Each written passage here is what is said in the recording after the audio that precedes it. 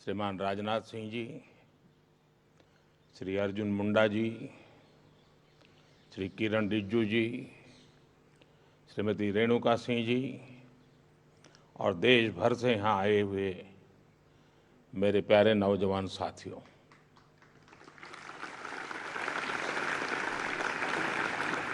Corona ने वाकई बहुत कुछ बदल कर रख दिया है।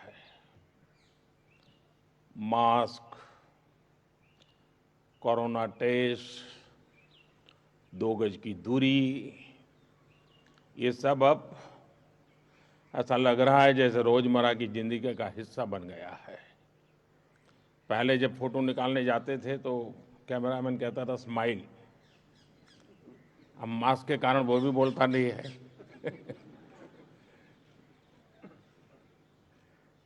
यहाँ भी हम देख रहे हैं कि अलग अलग जगह बैठने की व्यवस्था करनी पड़ी है, काफी फैलाव रखना पड़ा है, लेकिन इसके बावजूद भी आपका उत्साह, आपकी उमंग, उसमें कोई कमी नजर नहीं आ रही है, वैसी की वैसी। साथियों, आप यहां देश के अलग अलग कोने से आए हैं। यहां देश के दूर सुदूर जनजातीय क्षेत्रों से आए साथी हैं। एनसीसी, एनएसएस के ऊर्जावान युवा भी हैं और राजपथ पर अलग अलग राज्यों की झांकी, अलग अलग राज्यों का संदेश बाकी देश तक पहुंचाने वाले कलाकार साथी भी हैं। राजपथ पर जब आप जोश के साथ कदम ताल करते हैं तो हर देशवासी जोश से भर जाता है। जब आप भारत की समृद्ध कला, संस्कृति, परंपरा और विरासत की झांकी दिखाते हैं तो हर देशवासी का माथा गौरव से और ऊंचा जाता है। और मैंने तो देखा है कि परेड के समय मेरे बगल में कोई न कोई देश के प्रमुख रहते हैं, इतनी सारी चीजें देख करके उनको बड़ा सरप्राइज होता है, बहुत सारे सवाल पूछते रहते हैं, जानने का प्रयास करते हैं देश के किस कोने में है, क्या है, कैसा है। जब हमारे आदिवासी साथी राजपथ पर संस्कृति के रंग बिखेरते हैं तो संपूर्ण भारत उन रंगों में रंग जाता है, झूम उठता है। गणतंत्र दिवस की परेड भारत की महान सामाजिक सांस्कृतिक विरासत के साथ ही हमारे सामरिक सामर्थ्य को भी नमन करती है। गणतंत्र दिवस की परेड दुनिया के सबसे बड़े लोकतंत्र को जीवंत करने वाले हमारे संविधान को नमन करती है। मैं आपको 26 जनवरी को बेहतरीन प्रदर्शन के लिए बहुत बहुत शुभकामनाएं देता हूं।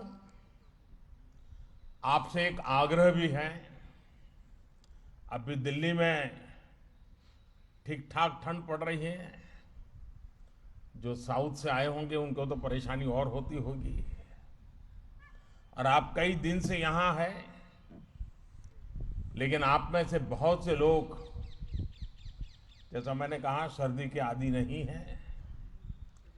इतनी सुबह उठकर आपको ड्रिल के लिए निकलना होता है। मैं यही कहूंगा कि आप अपनी सेहत का ध्यान जरूर रखिएगा। साथियों, इस वर्ष हमारा देश अपनी आजादी के 75 वर्ष में प्रवेश कर रहा है।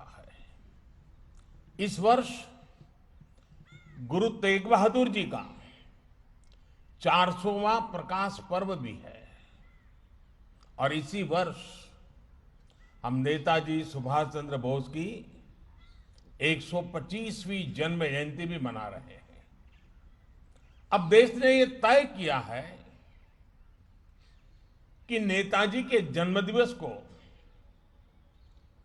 हम पराक्रम दिवस के तौर पर मनाएंगे।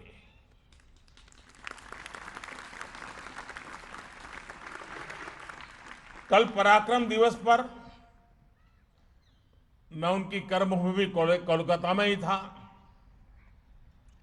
आजादी के 75 वर्ष, गुरु तेग बहादुर जी का जीवन, नेताजी का शौर्य, उनका हौसला, ये सब कुछ हम सभी के लिए बहुत बड़ी प्रेरणा है। हमें देश की आजादी के लिए अपना सर्वस्व न्योछावर करने का अवसर नहीं मिला, क्योंकि हम में से अधिकतम लोग आजादी के बाद पैदा हुए हैं। लेकिन सर्वस्व न्योछावर करने का मौका नहीं मिला, लेकिन हमें देश ने अपना सर्वश्रेष्ठ अर्पित करने का अवसर जरूर दिया है। हम जो भी देश के लिए अच्छा कर सकते हैं, भारत को मजबूत बनाने के लिए कर सकते हैं, तो हमें करते ही रहना चाहिए। साथियों, ये गणतंत्र दिवस की परेड की तैयारियों के दौरान आपने भी महसूस किया होगा कि हमारा देश कितनी विविधता से भरा हुआ है।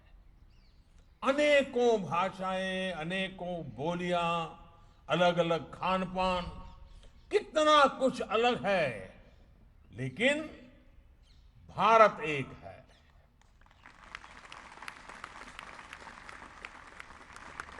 भारत यानी कोटि कोटि सामान्य जन के खून पसीने, आकांक्षाओं और अपेक्षाओं की सामूहिक शक्ति।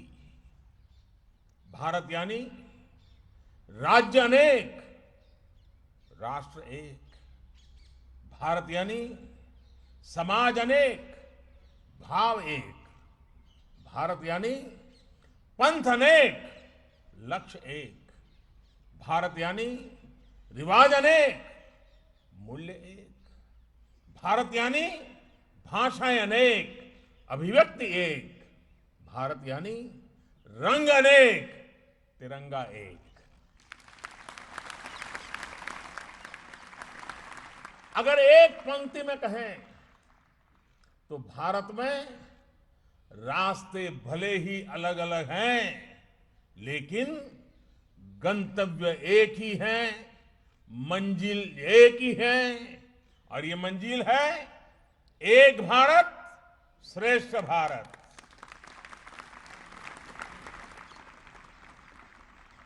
साथियों, आज एक भारत श्रेष्ठ भारत की यह शाश्वत भावना देश के हर कोने में प्रकट हो रही है, मजबूत हो रही है। आपने भी देखा और सुना भी होगा कि मिजोरम की 4 साल की बालिका, उसने वंदे मातरम जब गाया तो सुनने वाले को गर्व से भर देता है। केरल के स्कूल की एक बच्ची जब कठिन परिश्रम से सीखकर एक हिमाचली गीत बड़े परफेक्शन के साथ गाती है तो राष्ट्र की ताकत महसूस होती है। तेलुगु बोलने वाली एक बिटिया जब अपने स्कूल प्रोजेक्ट में बड़े रोचक ढंग से हरियाणवी खान पान का परिचय देती है तो हमें भारत की श्रेष्ठता के दर्शन होते हैं। साथियों, भारत की इसी ताकत से देश और दुनिया को परिचित करने के लिए एक भारत श्रेष्ठ भारत एक पोर्टल बनाया गया है। और आप तब तो डिजिटल जनरेशन वाले हैं तो जरूर वहां जरूर जाइएगा। इस पोर्टल पर एक भारत श्रेष्ठ भारत जो पोर्टल बनाया है, उस पर जो व्यंजन विधियों का सेक्शन है, उस पर 1000 से भी अधिक लोगों ने अपने प्रदेश के व्यंजन साझा किए हैं। कभी समय निकालकर आप इस पोर्टल पर को जरूर देखिएगा और परिवार में भी कहिए जरा, आज मां बताओ ये, आपको बहुत आनंद आएगा। साथियों, बीते दिनों कोरोना काल में स्कूल, कॉलेज आदि बंद होने पर भी देश के युवाओं ने डिजिटल माध्यम से अन्य राज्यों के साथ वेबिनार किए हैं। इन वेबिनार्स में म्यूजिक, डांस, खान पान की अलग अलग राज्यों की अलग अलग शैलियों पर बड़ी विशद चर्चाएं की हैं। आज सरकार की भी कोशिश है कि हर प्रांत, हर क्षेत्र की भाषाएं, खान पान और कला का पूरे देश में प्रचार प्रसार हो। देश में भारत के हर राज्य के रहन सहन, तीज त्योहार के बारे में जागरूकता और बढ़े। विशेष तौर पर हमारी समृद्ध आदिवासी परंपराओं, आर्ट एंड क्राफ्ट से देश बहुत कुछ सीख सकता है। इन सबको आगे बढ़ाने में एक भारत श्रेष्ठ भारत अभियान बहुत मदद कर रहा है। साथियों, आजकल आपने सुना होगा, देश में बहुत बोला जाता है, सब दूर सुनाई देता है, वोकल फॉर लोकल। जो अपने घर के आसपास चीजें बन रही हैं, स्थानीय स्तर पर बन रही हैं, उस पर मान करना, उसका गर्व करना, उसे प्रोत्साहित करना, यही है वोकल फॉर लोकल। लेकिन ये वोकल फॉर लोकल की भावना तब और मजबूत होगी जब इसे एक भारत श्रेष्ठ भारत की भावना से शक्ति मिलेगी। हरियाणा की किसी चीज की संबंध में, मैं तमिलनाडु में रहता हूं, मुझे गर्व होना चाहिए। केरल की किसी चीज का मैं हिमाचल में रहता हूं, मुझे गर्व होना चाहिए। एक क्षेत्र के लोकल प्रोडक्ट पर दूसरा क्षेत्र भी गर्व करेगा, उसे प्रोत्साहित करेगा, तभी लोकल प्रोडक्ट की पहुंच देश भर में होगी। उसमें एक ग्लोबल प्रोडक्ट बनने की ताकत पैदा होगी। साथियों, ये वोकल फॉर लोकल, ये आत्मनिर्भर भारत अभियान, इनकी सफलता आप जैसे नौजवानों पर टिकी हुई है। और आज जब मेरे सामने एनसीसी और एनएसएस के इतने सारे नौजवान हैं, उनको तो शिक्षा दीक्षा शिस्त सब यही दिया जाता है। मैं आज आपको एक छोटा सा काम देना चाहता हूं, और देश भर के हमारे एनसीसी के नौजवान मुझे जरूर इस काम में मदद करेंगे। आप एक काम कीजिए, सुबह उठ करके रात को सोने तक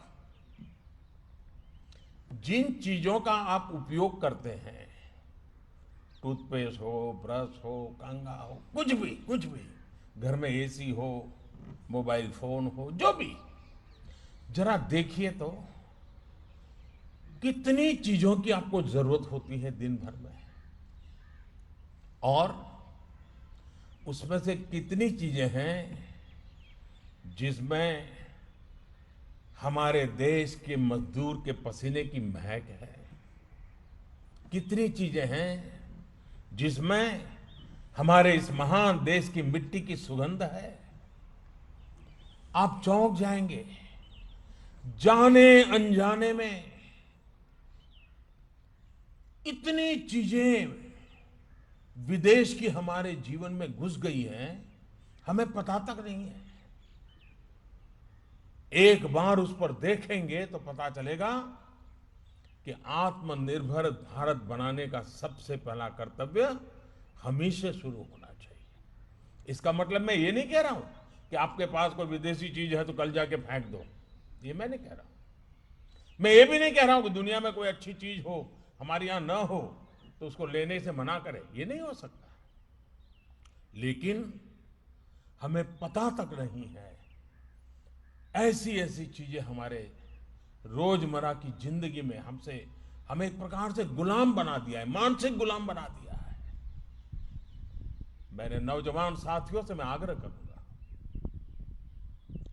एनसीसी एनएसएस के शिस्तबद्ध नौजवानों से आग्रह करूंगा, आप अपने परिवार के सबको बिठा करके जरा सूची बनाइए, एक बार देखिए, फिर आपको कभी मेरी बात को याद नहीं करना पड़ेगा। आपकी आत्मा कहेगी कि हमने हमारे देश का कितना नुकसान कर दिया है। साथियों, भारत आत्मनिर्भर किसी के कहने भर से ही नहीं होगा, बल्कि जैसा मैंने कहा, आप जैसे देश के युवा साथियों के करने से ही होगा। और आप ये तब और ज्यादा बेहतर तरीके से कर पाएंगे जब आपके पास जरूरी स्किल सेट होगा। साथियों, स्किल के, कौशल के इस महत्व को देखते हुए ही 2014 में सरकार बनते ही स्किल डेवलपमेंट के लिए विशेष मंत्रालय बनाया गया। इस अभियान के तहत अब तक 5.5 करोड़ से अधिक युवा साथियों को अलग अलग कला और कौशल की ट्रेनिंग दी जा चुकी है। कौशल विकास के इस कार्यक्रम के तहत सिर्फ ट्रेनिंग ही नहीं दी जा रही, बल्कि लाखों युवाओं को रोजगार और स्वरोजगार में मदद भी की जा रही है। लक्ष्य यह है कि भारत के पास स्किल युवा भी हो और स्किल सेट के आधार पर उन्हें रोजगार के नए अवसर भी मिले। साथियों, आत्मनिर्भर भारत के लिए युवाओं के कौशल पर यह फोकस भी देश की नई राष्ट्रीय शिक्षा नीति ने प्रस्तुत किया है। आप भी उसको देख पाएंगे। इसमें पढ़ाई के साथ साथ ही पढ़ाई के उपयोग यानी एप्लीकेशन पर भी उतना ही बल दिया गया है। राष्ट्रीय शिक्षा नीति की कोशिश ये है कि युवाओं को उनकी रुचि के अनुसार विषय चुनने की आजादी दी गई है। उनको कब पढ़ाई करनी है, कब पढ़ाई छोड़नी है और कब फिर से करनी है, इसके लिए भी फ्लेक्सिबिलिटी दी गई है। कोशिश यही है कि हमारे विद्यार्थी जो कुछ खुद से करना चाहते हैं वो उसी में आगे बढ़ें। साथियों, नई राष्ट्रीय शिक्षा नीति में पहली बार वोकेशनल एजुकेशन को एजुकेशन की मुख्य धारा में लाने का गंभीर प्रयास किया गया है। कक्षा 6 से ही विद्यार्थियों को स्थानीय जरूरतों और स्थानीय व्यवसायों से जुड़ा अपनी रुचि का कोई भी कोर्स चुनने का विकल्प दिया गया है। ये सिर्फ पढ़ाने के कोर्स नहीं होंगे, बल्कि सीखने और सिखाने के कोर्स होंगे। इसमें स्थानीय कुशल कारीगरों के साथ प्रैक्टिकल अनुभव भी दिया जाएगा।